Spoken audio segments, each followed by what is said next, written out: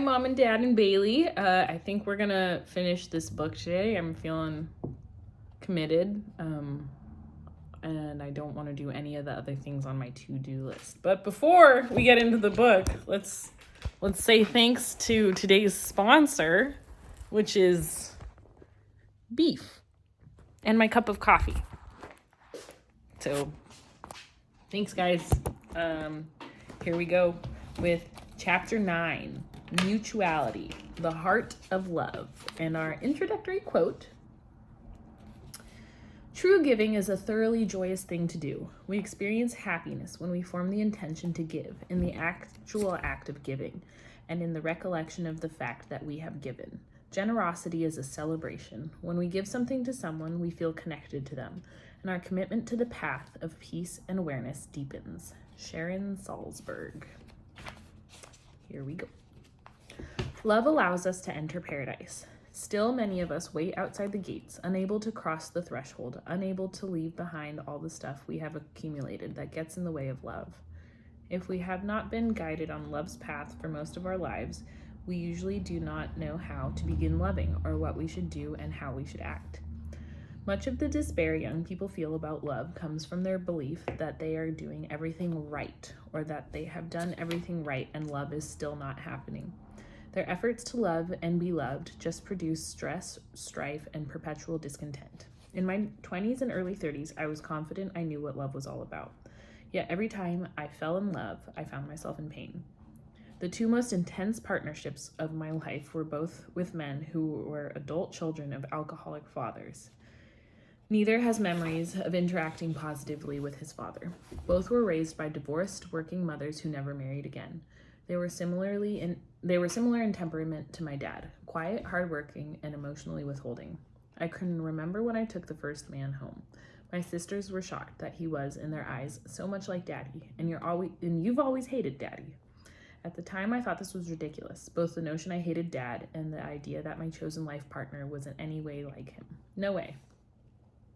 After 15 years with this partner, I realized not only how much he was like Dad, I also came face to face with my desperate longing to get the love from him I had not gotten from my father.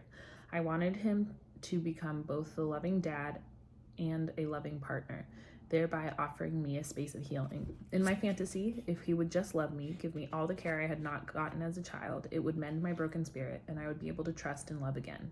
He was unable to do this. He had never been schooled in the way of love. Groping in the shadows of love as much as I was, together we made serious mistakes. I gotta underline that one. Groping in the shadows of love as much as I was, together we made serious mistakes. He wanted from me the unconditional love and service his mother had always given him without expecting anything in return. Constantly frustrated by his indifference to the needs of others and his smug conviction that this was the way life should be, I tried to do the emotional work for both of us. Needless to say, I did not get the love I longed for. I did get to remain in a familial place of struggle. We were engaged in a private gender war. In this battle, I fought to destroy the Mars and Venus model so we could break from preconceived ideas about gender roles and be true to our inner longings. He remained wedded to a paradigm of sexual difference that had at its root the assumption that men are inherently different from women, with different emotional needs and longings. In his mind, my problem was my refusal to accept these natural roles. Like many liberal men in the age of feminism, he believed women should have equal access to jobs and be given equal pay, but when it came to matters of home and heart, he still believed caregiving was the female role. Like many men, he wanted a woman to be just like his mama, so that he did not have to do the work of growing up.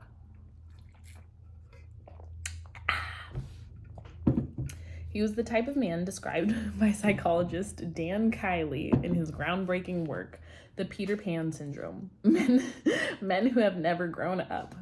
Published in the early 80s, The Jacket noted that this book was about a serious social psychological phenomenon besetting American males, their refusal to become men. Though they have reached adult age, they are unable to face adult feelings with responsibilities, out of touch with their true emotions, afraid to depend on even those closest to them.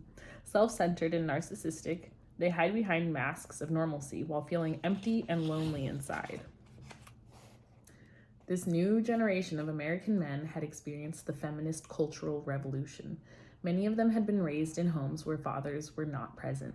They were more than happy when feminist thinkers told them that they did not need to be macho men. But the only alternative to not turning into a conventional macho man was to not become a man at all, to remain a boy. What a call out, girl, dang. By choosing to remain boys, they did not have to undergo the pain of severing the too tight bonds with mothers who had smothered them with unconditional care. They could just find women to care for them in the same way their moms had. When women failed to be like mom, they acted out. Initially, as a young militant feminist, I was thrilled to find a man who was not into being the patriarch. And even the task of dragging him kicking and screaming into adulthood seemed worthwhile. In the end, I believed I would have an equal partner, love between peers. But the price I paid for wanting him to become an adult was that he traded in his boyish playfulness and became the macho man I had never wanted to be with. I was the target of his aggression, blamed for cajoling him into leaving boyhood behind, and blamed for his fears that he was not up to the task of being a man. By the time our relationship ended, I had blossomed into a fully self-actualized feminist woman, but I had almost lost my faith in the transformative power of love. My heart was broken. I left the relationship fearful that our culture was not yet ready to affirm mutual love between free women and free men. Quite the roast. In my second partnership with a much younger man, similar power struggles surfaced as he grappled with coming into full adulthood in a society where manhood is always equated with dominance. He was not dominating, but he had to confront a world that saw our relationship solely in terms of power, of who was in charge. Whereas some people had often seen my older partner's silence as intimidating and threatening, a sign of his power, my younger partner's silence was usually interpreted as a consequence of my dominance. Initially, I was attracted to this young partner because his masculinity represented an alternative to the patriarchal norm. Ultimately, however, he did not feel that masculinity affirmed in the larger world and began to rely more on conventional thinking about masculine and feminine roles, allowing sexist socialization to shape his actions. Observing his struggle, I saw how little support men received when they chose to be disloyal to patriarchy. Although these two liberal men were more than 2 generations apart, neither had given the question of love much thought. Despite their support of gender equality in the public sphere, privately, deep down, they still saw love as a woman's issue. To them, a relationship was about finding someone to take care of all their needs. In the Mars and Venus gendered universe, men want power and women want emotional attachment and connection. On this planet, nobody really has the opportunity to know love, since it is power and not love that is the order of the day. The privilege of power is at the heart of patriarchal thinking. Girls and boys, women and men who have been taught to think this way almost always believe love is not important, or if it is never as important as being powerful, dominant, in control, on top, being right. Women who give seemingly selfless adoration and care to the women in their lives appear to be obsessed with love, but in actuality, their actions are often a covert way to hold power. Like their male counterparts, they enter relationships speaking the words of love, even as their actions indicate that maintaining power and control is their primary agenda. This does not mean that care and affection are not present. They are. This is precisely why it is so difficult for women and some men to leave relationships where the central dynamic is a struggle for power. The fact that this sadomasochistic power dynamic can and actually does coexist with affection, care, tenderness, and loyalty makes it easy for power-driven individuals to deny their agendas, even to themselves. Their positive actions give hope that love will prevail. Sadly, love will not prevail in any situation where one party, either male or female, wants to maintain control. My relationships were bittersweet. All the ingredients for love were present, but my partners were not committed to making love the order of the day. Okay, but maybe she wasn't either. When someone has not known love, it is difficult for him to trust that mutual satisfaction and growth can be the primary foundation in a recoupling relationship. in a coupling relationship. He may only understand and believe in the dynamics of power, of one up and one down, of a sadomasochistic struggle for domination, and ironically, he may feel safer when he is operating within these paradigms. Intimate with betrayal, he may have a phobic fear of trust. At least when you hold to the dynamics of power, you never have to fear the unknown. You know the rules of the power game. Whatever happens, the outcome can be predicted. The practice of love offers no place of safety. We risk loss, hurt, pain. We risk being acted upon by forces outside our control. When individuals are wounded in the space where they would know love during childhood, that wounding may be so traumatic that any attempt to re-inhabit that space feels utterly unsafe and at times seemingly life-threatening. This is especially the case for males. Females, no matter our childhood traumas, are given cultural support for cultivating an interest in love. While sexist logic underlies this support, it still means that males are much more likely to receive encouragement both to think about love and to value its meaning. Our overt longing for love can be expressed and affirmed. This does not, however, mean that women are more able to love than men. Females are encouraged by patriarchal thinking to believe we should be loving, but this does not mean we are any more emotionally equipped to do the work of love than our male counterparts. Afraid of love, many of us focus more on finding a partner. The widespread success of books like The Rules, time-tested secrets for capturing the heart of Mr. Right, which encourage women to deceive and manipulate to get a partner, express the cynicism of our times. These books validate the old-fashioned sexist notions of sexual differences and encourage women to believe that no relationship between a man and a woman can be based on mutual respect, openness, and caring. The message they give women is that relationships are always and only about power, manipulation, and coercion, about getting someone else to do what you want them to, even if it is against their will. They teach females how to use feminine wiles to play the game of power, but they do not offer guidelines for how to love and be loved. Much popular self-help literature normalizes sexism, rather than linking habits of being, usually considered innate, to learn behaviors that helps maintain and support male domination. They act as though these differences are not value-laden or political, but are rather inherent and mystical. In these books, male inability and or refusal to honestly express feelings is often talked about as a positive masculine virtue women should learn to accept, rather than a learned habit of behavior that creates emotional isolation and alienation. John Gray refers to this as men entering their cave and posits it as a given that a woman who disturbs her man when he wants isolation will be punished. Gray believes that it is female behavior that needs to change.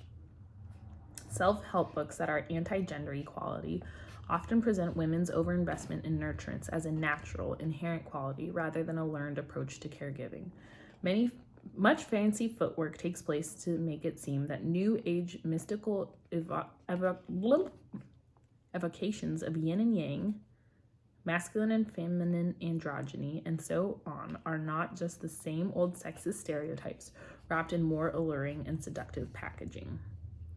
To know love, we must surrender our attachment to sexist thinking in whatever form it takes in our lives. That attachment will always return us to gender conflict, a way of thinking about sex roles that diminishes females and males. To practice the art of loving, we have first to choose love, admit to ourselves what we want to know, that we want to know love and be loving, even if we do not know what that means. The deeply cynical, who have lost all belief in love's power, have to step blindly out on faith. In The Path to Love, Deepak Chopra urges us to remember that everything love is meant to do is possible. The aching need created by a lack of love can only be filled by learning anew to love and be loved. We all must discover for ourselves that love is a force as real as gravity, and that being upheld in love every day, every hour, every minute is not a fantasy. It is intended as our natural state. Most males are not told that they need to be upheld by love every day. Sexist thinking usually prevents them from acknowledging their longing for love or their acceptance of a female as their guide on love's path. More often than not, females are taught in childhood, either by parental caregivers or the mass media, how to give the basic care that is part of the practice of love. We are shown how to be empathic, how to nurture, and most important, how to listen. Usually, we are not socialized in these practices so that we can be loving or share knowledge of love with men, but rather so that we can be maternal in relation to children. Indeed, most adult females readily abandon their basic understanding of the ways one shows care and respect important ingredients of love, to re-socialize themselves so that they can unite with patriarchal partners, male or female, who know nothing about love or the basic rudiments of caregiving. A woman who would never submit to a child calling her abusive names and humiliating her allows such behavior from a man.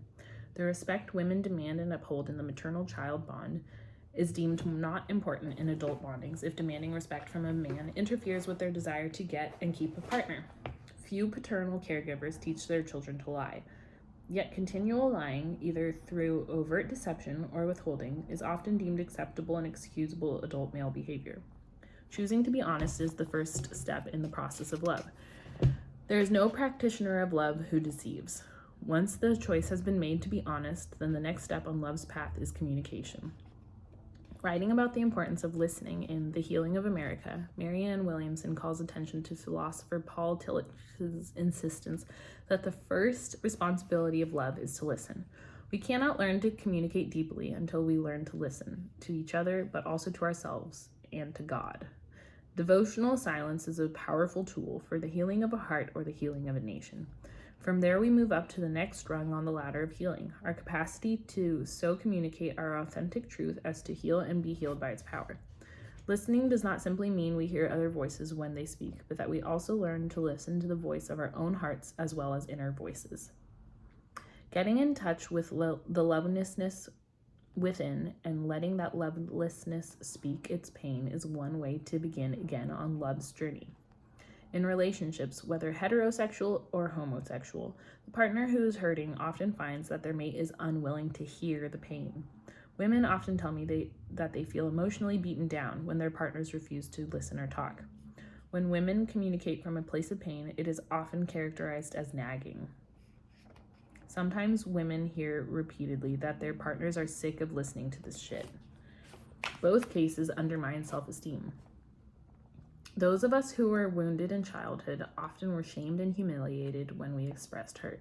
It is emotionally devastating when the partners we have chosen will not listen, usually partners who are unable to respond compassionately when hearing us speak our pain, whether they understand it or not, are unable to listen because that expressed hurt triggers their own feelings of powerlessness and helplessness.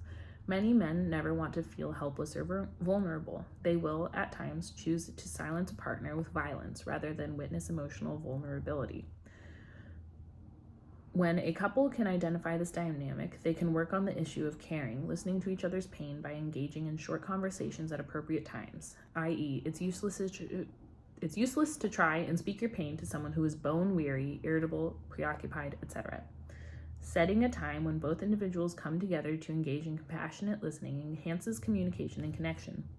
When we are committed to doing the work of love, we listen even when it hurts. M. Scott Peck's popular treatise, The Road Less Traveled, highlighted and affirmed the importance of commitment. Discipline and devotion are necessary to the practice of love, all the more so when relationships are just beginning.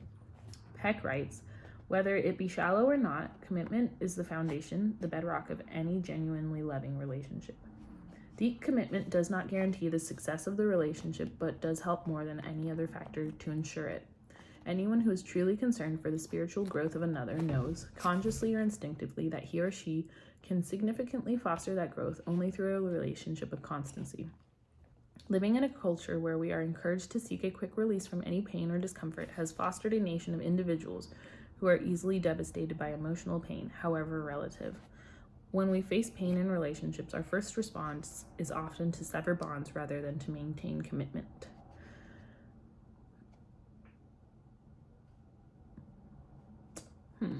When conflict arises within us or between us and other individuals when we walk on love's path, it is disheartening, especially when we cannot easily right our difficulties.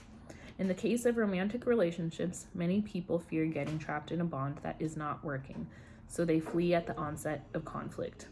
Or they self-indulgently create unnecessary conflict as a way to avoid commitment. They flee from love before they feel its grace. Pain may be the threshold they must cross to partake of love's bliss. Running from the pain, they never know the fullness of love's pleasure.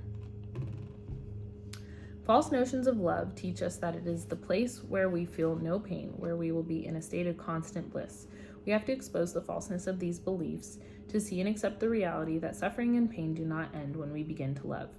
In some cases, when we are making the slow journey back from lovelessness to love, our suffering may become more intense. As the lyrics of old-time spirituals testify, weeping may endure for a night, but joy will come in the morning.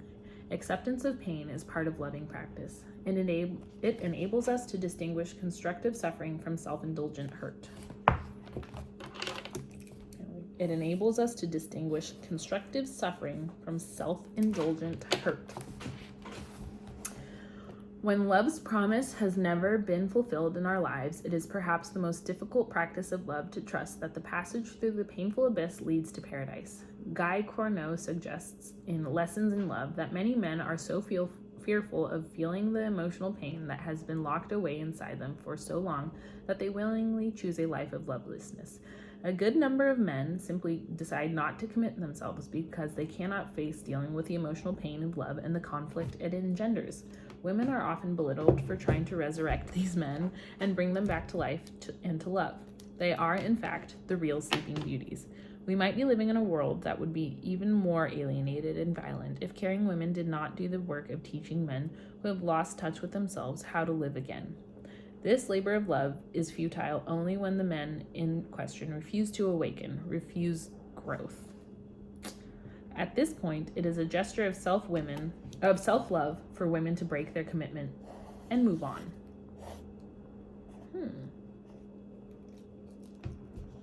Women have endeavored to guide men to love because patriarchal thinking has sanctioned this work even as it has undermined it by teaching men to refuse guidance. It sets up a gendered arrangement in which men are more likely to get their emotional needs met while women will be deprived. Getting your emotional needs met helps create greater psychological well-being. As a consequence, men are given an advantage that neatly coincides with the patriarchal insistence that they are superior and therefore better suited to rule others.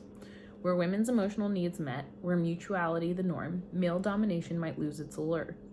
Sadly, the men's movement that emerged in response to the feminist critique of sexist masculinity often encouraged men to get in touch with their feelings, but to share them only in a safe context, usually only with other men.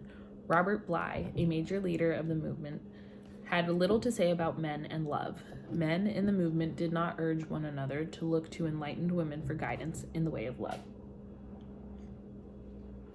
Those who choose to walk on love's path are well served if they have a guide. That guide can enable us to overcome fear if we trust that they will not lead us astray or abandon us along the way. I am always amazed by how much courageous trust we offer strangers. We get sick and enter hospitals where we put our trust in a collective body of people we don't know, who we hope will make us well. Yet we often fear placing our emotional trust in caring individuals who may have been faithful friends all our lives. This is simply misguided thinking, and it must be overcome if we are to be transformed by love. The practice of love takes time. Without a doubt, the way we work in this society leaves individuals with little time when they are not physically and emotionally tired to work on the art of loving. How many times do we hear anyone say that they are working so hard and had no time for love, so they had to cut back or even leave a job to make a space to be loving? While movies like Regarding Henry and The Fisher King spin sentimental narratives about ruling class men suffering life-threatening illnesses that lead them to reevaluate how they spend their time, in real life we have yet to see abundant examples of powerful men or women pausing to create a place to do the work of love in their lives. Certainly, individuals who love someone who is more preoccupied by work feel immense frustration when they endeavor to guide their partner in the way of love. Truly, there would be no unemployment problem in our nation if our taxes subsidized schools where everyone could learn to love. Job sharing could become the norm. With love at the center of our lives, work could have a different meaning and focus. When we practice love, we want to give more. Selfishness, a refusal to give acceptance to another, is a central reason romantic relationships fail. In Love the Way You Want It, Robert Sternberg confirms, "If I were asked the single most frequent case of the destruction of relationships, I would say it is selfishness." We live in an age of narcissism, and many people have never learned or have forgotten how to listen to the needs of others. The truth is, if you want to make just one change in yourself that will improve your relationship, literally overnight, it would be to put your partner's interests on an equal footing with your own. Giving generously in romantic relationships and in all other bonds means recognizing when the other person needs our attention. Attention is an important resource. Generous sharing of all resources is one concrete way to express love. These resources can be time, attention, material objects, skills, money, etc. Once we embark on love's path, we see how easy it is to give. A useful gift all love's practitioners can give is the offering of forgiveness. It not only allows us to move away from blame, from seeing others as the cause of our sustained lovelessness, but it enables us to experience agency, to know we can be responsible for giving and finding love. We need not blame others for feelings of lack, for we know how to attend to them. We know how to give ourselves love and to recognize that love is all around us. Much of the anger and rage we feel about emotional lack is released when we forgive ourselves and others. Forgiveness opens us up and prepares us to receive love. It prepares the way for us to give wholeheartedly. Giving brings us into communion with everyone. It is one way for us to understand that there's truly enough of everything for everybody. In the Christian tradition, we are told that giving opens the windows of heaven so that we can be offered a blessing that there will not be room enough to receive. In patriarchal society, men who want to break with domination can best begin the practice of love by being giving, by being generous. This is why feminist thinkers extolled the virtues of male parenting. Working as caregivers to young children, many men are able to experience for the first time the joy that comes from service. Through giving to each other, we learn how to experience mutuality. To heal the gender war rooted in struggles for power, women and men choose to make mutuality the basis of their bond, ensuring that each person's growth matters and is nurtured. It enhances our power to know joy. In A Heart as Wide as the World, Sharon Salzberg reminds us, the practice of generosity frees us from the sense of isolation that arises from clinging and attachment. Cultivating a generous heart, which is, as Salzberg writes, the primary quality of an awakened mind, strengthens romantic bonds. Giving is the way we also learn how to receive. The mutual practice of giving and receiving is an everyday ritual when we know true love. A generous heart is always open, always ready to receive our going and coming. In the midst of such love, we need never fear abandonment. This is the most precious gift true love offers, the experience of knowing we always belong. Giving is healing to the spirit. We are admonished by spiritual tradition to give gifts to those who would know love. Love is an action, a participatory emotion. Whether we are engaged in a process of self-love or of loving others, we must move beyond the realm of feeling to actualize love. This is why it is useful to see love as a practice.